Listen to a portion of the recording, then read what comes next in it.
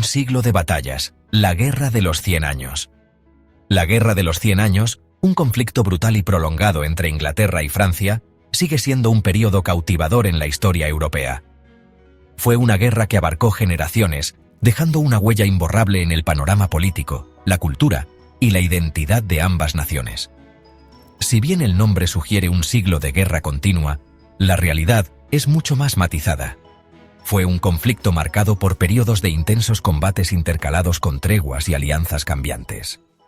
Sin embargo, a pesar de su nombre engañoso, la Guerra de los 100 años continúa fascinándonos con historias de valientes caballeros, astutas estrategias y el espíritu perdurable de dos naciones atrapadas en una amarga lucha por la supremacía.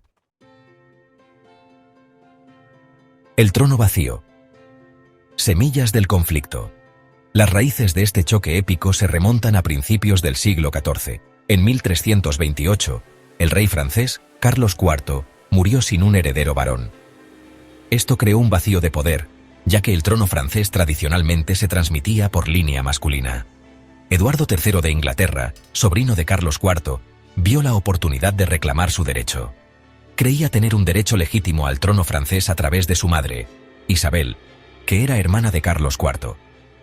Sin embargo, la nobleza francesa, desconfiada del dominio inglés, coronó a Felipe VI, primo de Carlos IV, como su nuevo rey.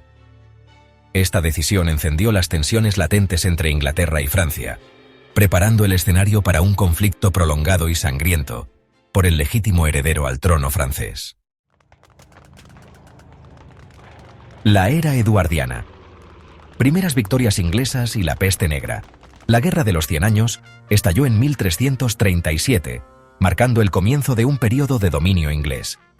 Eduardo III, un hábil estratega militar, condujo a sus ejércitos a una serie de asombrosas victorias.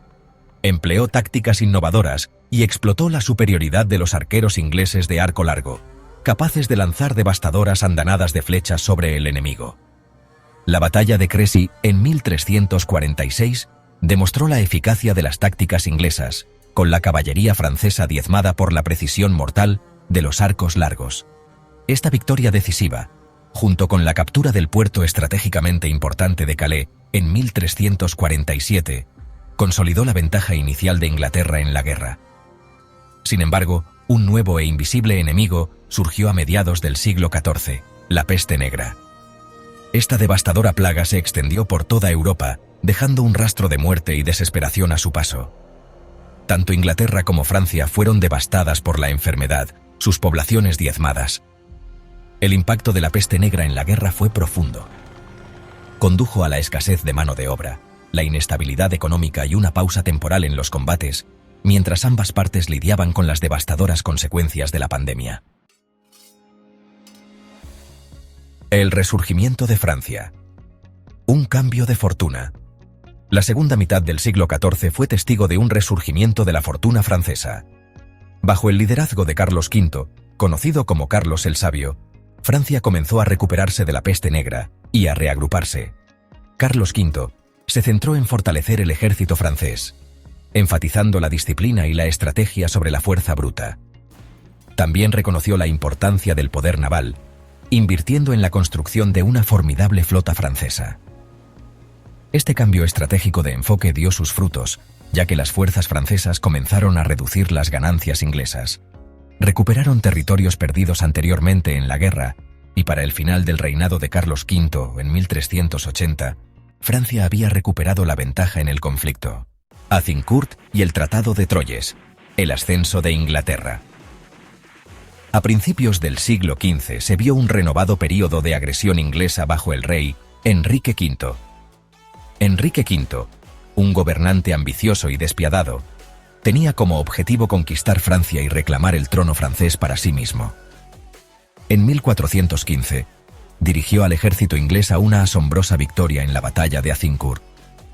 A pesar de ser superado en número y enfrentarse a una fuerza francesa mucho mayor, las tácticas superiores de Enrique V y el poder devastador de los arcos largos ingleses una vez más resultaron decisivos.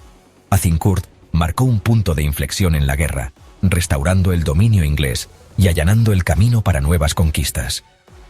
Después de Azincourt, Enrique V continuó su implacable campaña, capturando ciudades y fortalezas francesas clave. En 1420, obligó al rey francés, Carlos VI, a firmar el Tratado de Troyes.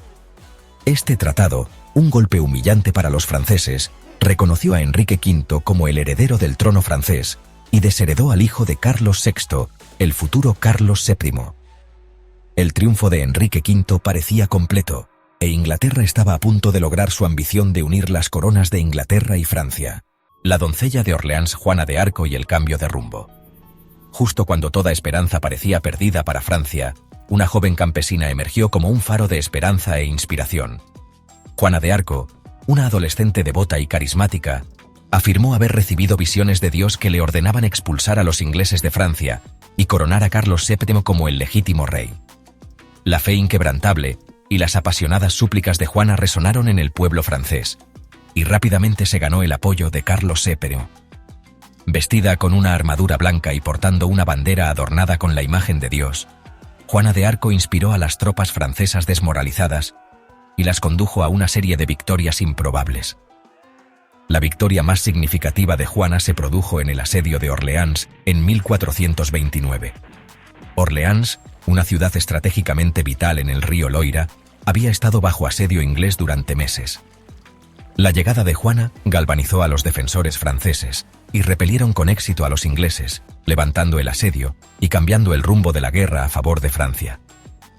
El coraje y el liderazgo de Juana de Arco reavivaron el espíritu francés, lo que resultó ser un punto de inflexión en la Guerra de los 100 años. El largo camino hacia la victoria. Francia recupera su trono. El triunfo de Juana de Arco duró poco. En 1430 fue capturada por las fuerzas borgoñonas, aliadas de los ingleses, y entregada a los ingleses. Fue juzgada por herejía y brujería, un juicio por motivos políticos orquestado por los ingleses para desacreditarla y socavar la moral francesa.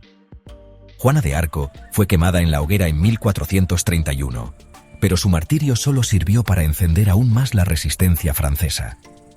Inspirados por el sacrificio de Juana de Arco, los franceses continuaron luchando por su independencia.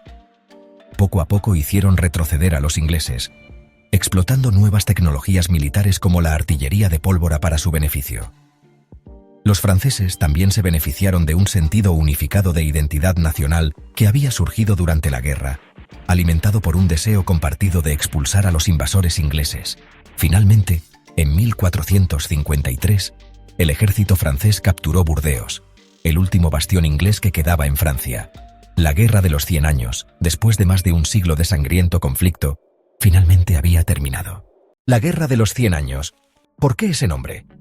La Guerra de los 100 años, a pesar de su nombre, no duró exactamente 100 años. Abarcó 116 años, desde su estallido en 1337 hasta su conclusión en 1453. El conflicto se conoció como la Guerra de los 100 años porque representó un periodo prolongado de guerra intermitente entre Inglaterra y Francia que abarcó múltiples generaciones. El nombre captura la esencia de esta prolongada lucha, incluso si no refleja con precisión su duración real. Cicatrices en la tierra y el alma. Las secuelas y el legado de un siglo de guerra. La Guerra de los 100 años tuvo un impacto profundo y duradero tanto en Inglaterra como en Francia. Inglaterra, a pesar de sus victorias iniciales, emergió del conflicto derrotada y exhausta. La guerra agotó su tesoro y debilitó su control sobre el continente. La pérdida de sus territorios franceses marcó el final del imperio medieval de Inglaterra y la obligó a centrar su atención hacia adentro, concentrándose en los asuntos internos y el desarrollo de su propia identidad nacional. Francia, aunque victoriosa, también llevaba las cicatrices de la guerra. El conflicto devastó su economía, asoló su campo y diezmó su población. Sin embargo, también fomentó un sentido de unidad e identidad nacional que había estado ausente antes de la guerra. La monarquía francesa emergió del conflicto más fuerte que antes, sentando las bases para el poderoso y centralizado Estado francés que dominaría la política europea en los siglos venideros. La Guerra de los 100 años, aunque fue un periodo de inmenso sufrimiento y destrucción, finalmente jugó un papel fundamental en la configuración de los destinos de Inglaterra y Francia, dejando una huella imborrable en el curso de la historia europea.